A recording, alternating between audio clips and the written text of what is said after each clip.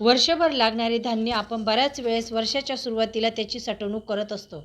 बाजरी, गहू, ज्वारी, धान्य काहीही असू द्या, बऱ्याच वेळा यांना कीड लागत असते.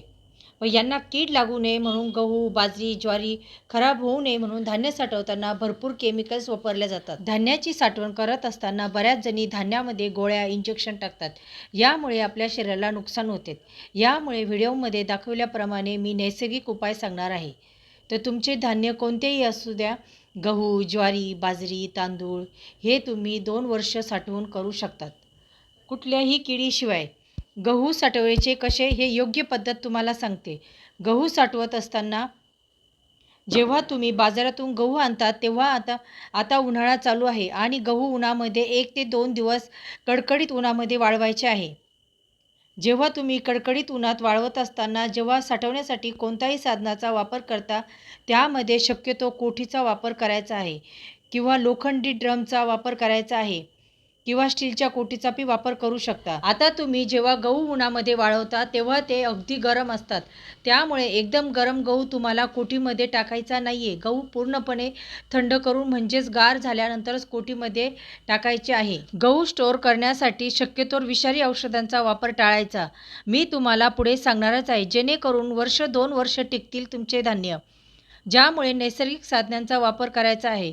त्याचबरोबर स्टोअर करण्यासाठी आधी तो चाळून निवडून घ्यायचा. म्हणजे आपल्याला गृहिणींना भरपूर असा वेळ वाचतो. चाळून घेतल्यामुळे जे काही कचरा, खडे असतील ते निघून जाईल.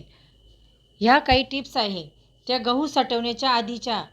तर गहू साठवण्यासाठी सगळ्यात आधी कोठीमध्ये खाली एक पेपर टाकायचा. गहू एका कढईमध्ये घेऊन लवंग घ्यायचे, ते गव्हामध्ये मिक्स करायचे. लवंगामुळे आपल्या गव्हाला कीड लागत नाही आणि खराब पण होत नाही. नंतर तुम्ही गव्हामध्ये तेजपत्ता पण टाकू शकतात. हे पण मिक्स करून घ्यायचे आहे. या उपायाने तुमचे धान्य वर्ष काय 2 वर्ष पण टिकतील. हा उपाय तुम्ही तांदूळमध्ये सुद्धा करू शकतात. आता नंतर तिसरा उपाय, गव्हामध्ये लसूण पण टाकला तरी चालेल.